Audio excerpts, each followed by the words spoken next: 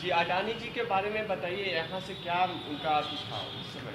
माननीय लाल कृष्ण आडवाणी जी 90 में 22 अक्टूबर के रात में सर्किट हाउस में आए थे।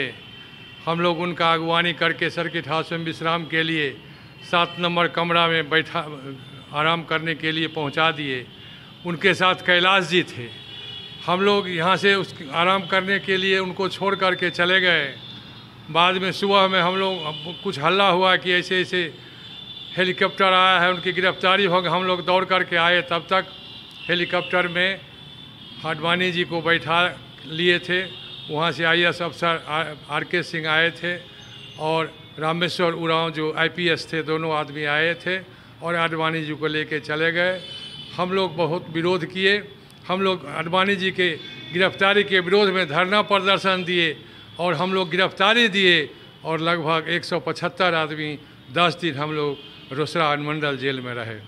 आज प्रधानमंत्री नरेंद्र मोदी द्वारा जब आडवाणी जी को भारत रत्न देने की बात हुई है और प्रधानमंत्री जी ने घोषणा किया है, हम लोग बहुत खुश हैं।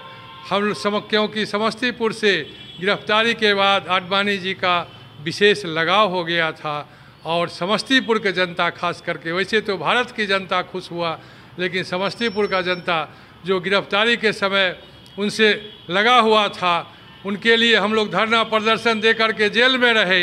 हम लोगों के बीच बहुत खुशी है, बहुत आनंद है। जब गिरफ्तारी हुई थी उस समय आप लोग विरोध किए थे, जेल भी जा चुके हैं।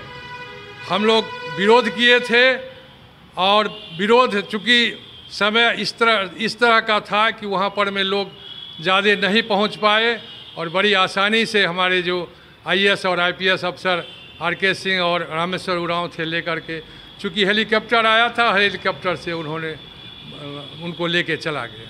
उनका हेलीकॉप्टर जो है सो कहाँ लैंड किया था, कौन सा ग्राउंड? ये पटेल मैदान ग्राउंड में उनका हेलीकॉप्टर लैंड किया था और वहीं से उनको लेके उड़ गए। 7 नंबर का क्या मतलब इसका इतिहास है जहाँ पर हम लोग अभी खड़े हैं?